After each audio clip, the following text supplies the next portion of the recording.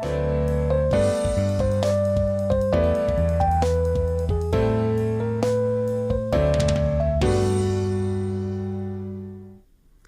and welcome to Let's Talk About It.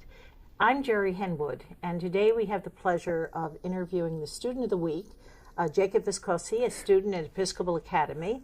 And you're going to find out through the series of questions I posed to Jacob why he was selected Student of the Week.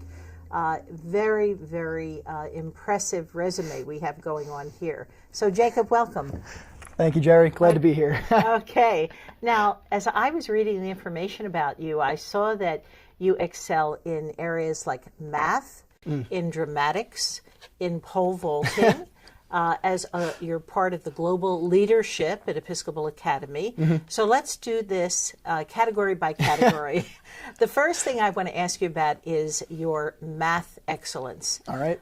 When did you become aware that you were gifted in math? Any thoughts about that?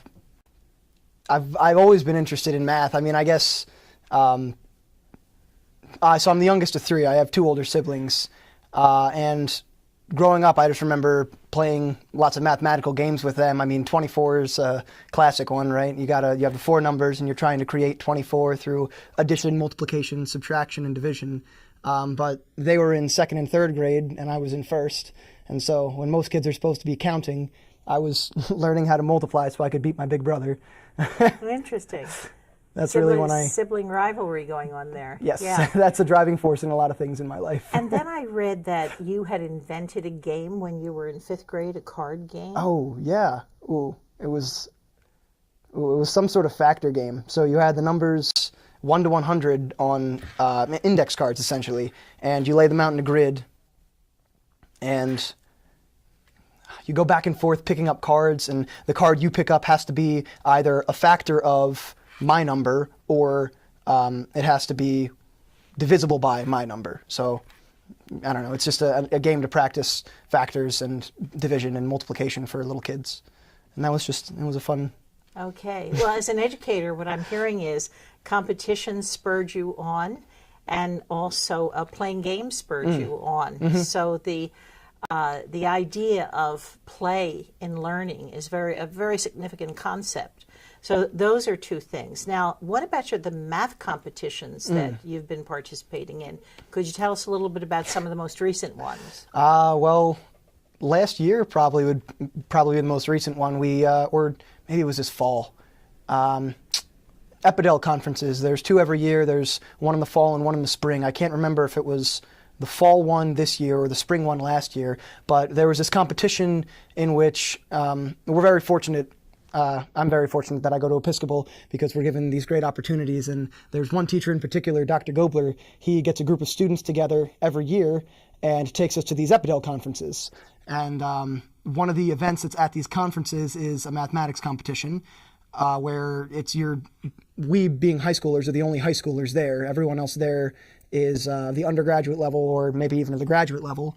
And they give you 18 questions to answer, anything from calculus to abstract algebra to, I don't even know, combinatorics, just any type of question really from graduate level or undergraduate level mathematics. And we were given 18 of those to solve.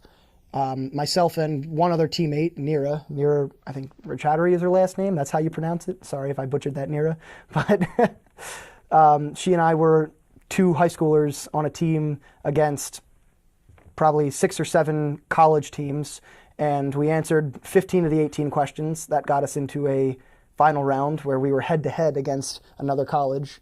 And we ended up actually winning that. So it was the two of us against people who were definitely above us intellectually. I don't know how we did it. Well, you talk about being above people intellectually. On the other hand, I remember reading that you were at some event and the lecturer, posed a mathematical question, and you thought that meant he was looking for an answer, and you blurted it out.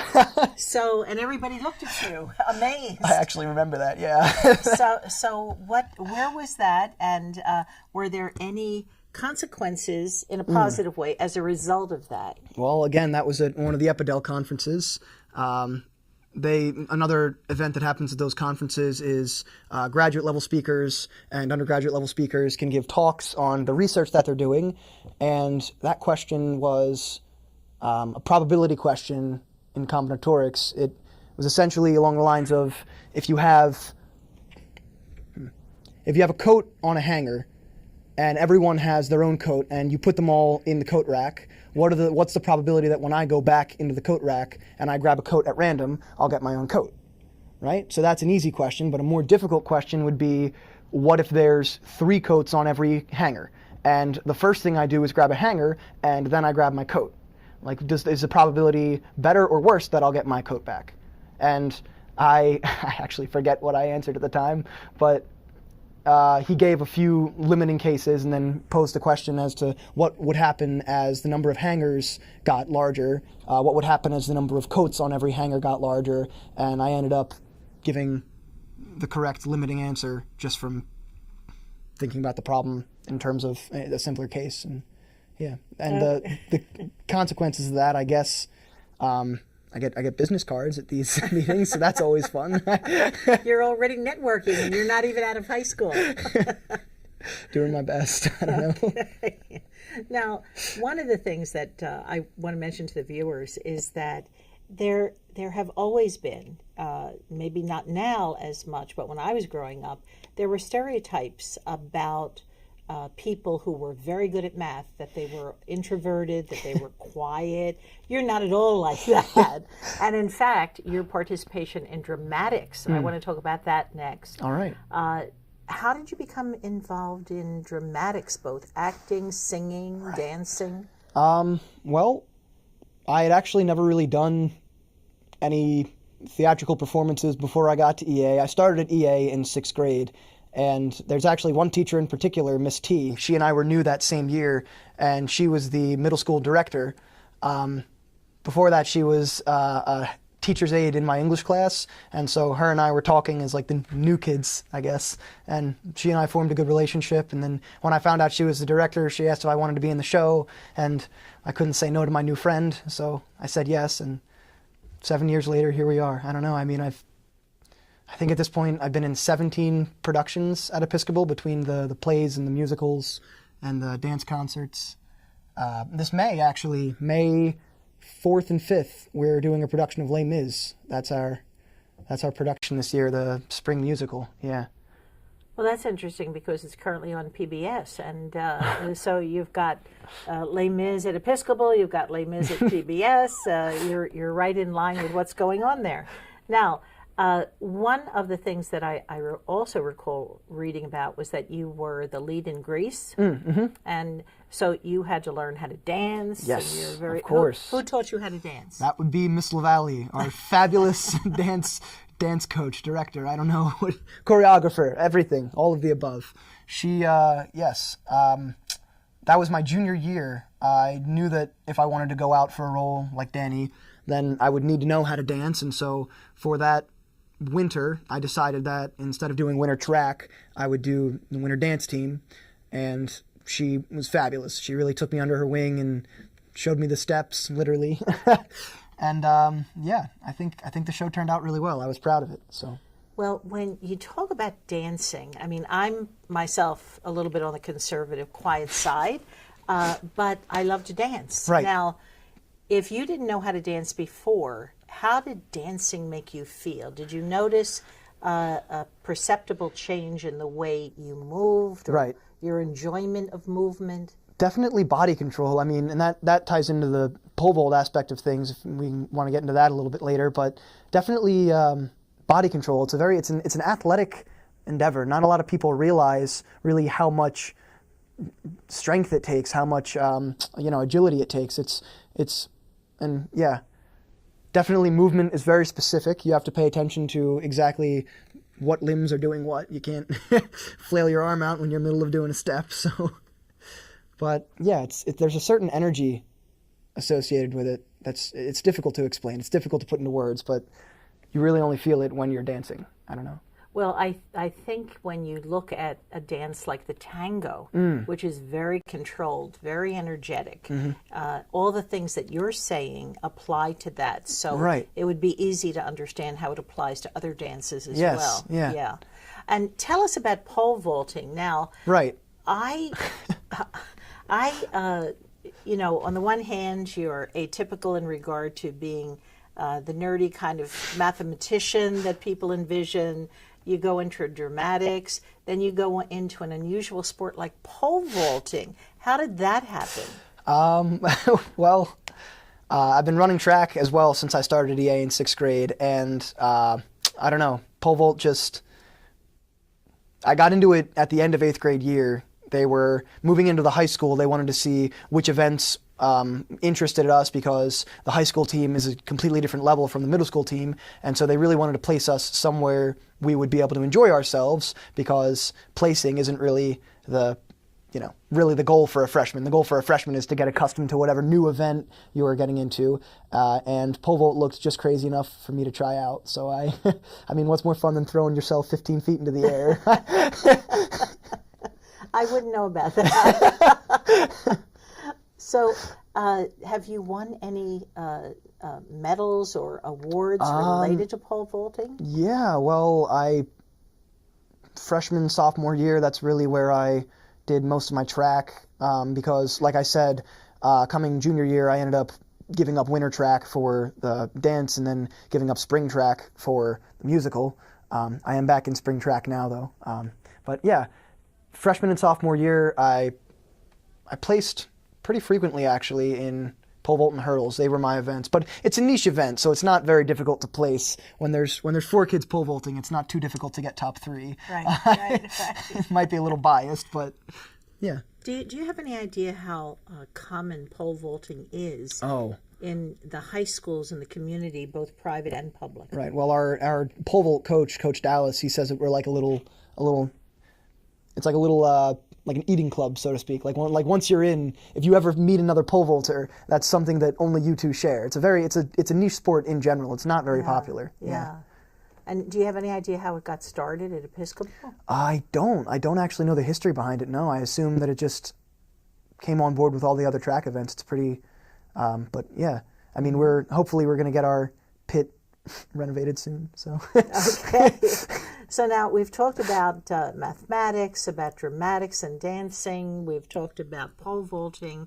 One of the things, too, that I wanted to ask you about was your part in the Global Leadership Program at Episcopal. Could you tell us what the purpose of that program is, and then what your involvement has been? So GYLI, that's the Global Youth Leadership Institute. It's a 4-year program where students you apply, and if you're chosen, then you go on 3 summer trips. The one after freshman year is a sailing trip. The one after sophomore year is a trip to the Llama Foundation in the mountains. I'm not sure if it's in New Mexico or Arizona, but yeah, you live off the land, and you learn about environmental sustainability.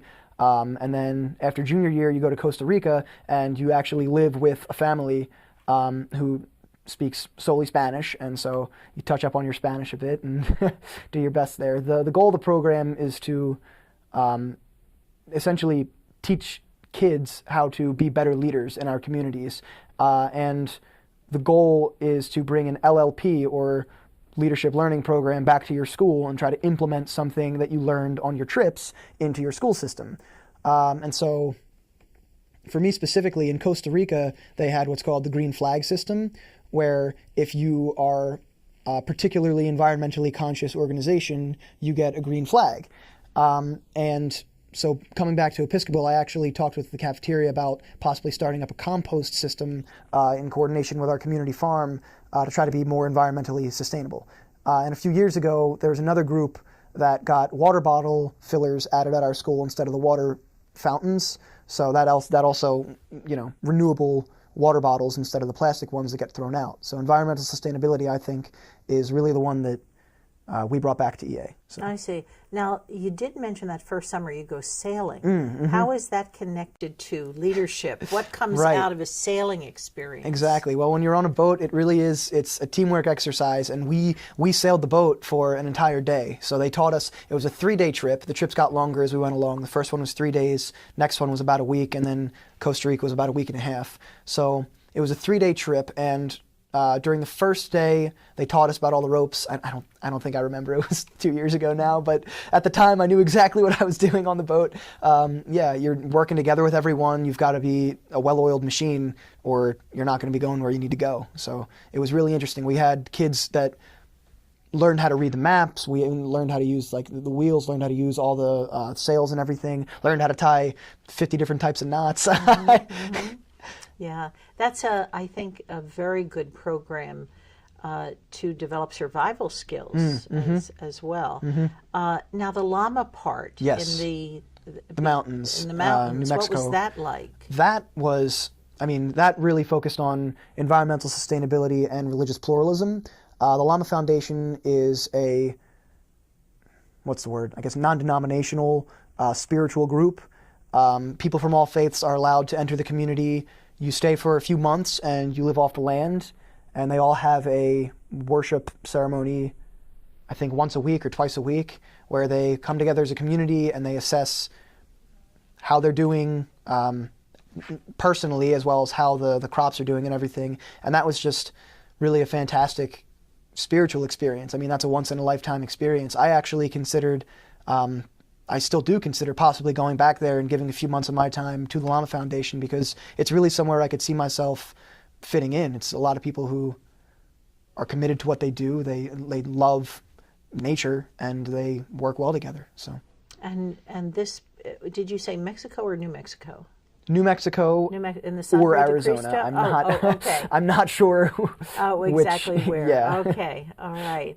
Now, all of these things that you've been involved in, one of the things that I'm picking up from you, which has been a criticism of applicants to college, is that very often in high school, students try to pad their college applications. I don't get a sense in talking to you that any of these activities have been about padding your college application. The fact that you did not, as you wanted to pursue drama, you dropped running that semester. So you were just going with the flow. Absolutely. And I think that's very admirable. Now, I have a couple of questions to ask you about your attitude toward life, your activities, this business about not being concerned about the consistency on a college application of activities, which some students are concerned about. Right. You go with the flow. You follow your heart. You follow your interests. Where does this attitude, do you think, come from? Any idea? Asking you to be reflective now. Yeah, absolutely. Definitely my family, definitely my parents. My father. I'm very similar to my father. He was,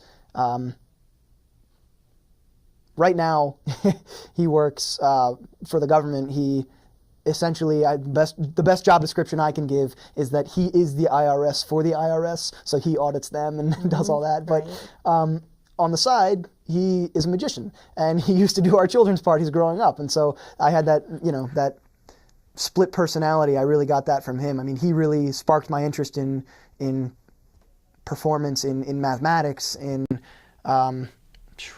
just a love of learning, really. And like I said, playing 24, growing up with my brother and sister, like the fact that we even had a mathematical game in our house, that just shows our parents wanted us to, be successful in every way possible. And I think that's just an attitude that I've carried with me, and I think my siblings have carried that as well. They've really provided us with everything that we have, and now it's our job to do everything the best of our abilities to sort of pay them back, That's great. Now, the other thing I picked up is that in the article it said you like to push beyond your comfort level. And I think this is pretty unusual for a high school student, because it requires a lot of self-confidence as well as an openness to possibilities. So I'm sure that also comes from family. Mm-hmm. Or would you say, have you been influenced by other people as well? I mean, it's definitely the competition in the family. You know, when you've got to push yourself. So I mean, hey, if I can beat my big brother in something, I'm gonna try my best, even if I'm not so good at that thing right now. I'll work at it so I can get better at it. But yeah, I think that's really pushing myself beyond my comfort zone. I think that's how everyone should live. I don't know. Well, I agree. If you're staying in your comfort zone, you're not growing. You've got to push outside. It's like that. What's the analogy? They have like 3 circles, and one circle is your comfort zone, and the next circle is your stretch zone, and the next circle is like your panic zone. And so you always want to be living in your stretch zone. You don't want to be too far out where you're not learning anything and you freeze up and it's not productive. You don't want to be in your comfort zone where you're not learning anything at all. You want to be just in that stretch zone, and I try to live in the stretch zone. Now, have you ever considered, you would be a great motivational speaker. I really do think that. Have you had the opportunity to influence other young people with your attitude? Certainly by what you do, you're influencing them.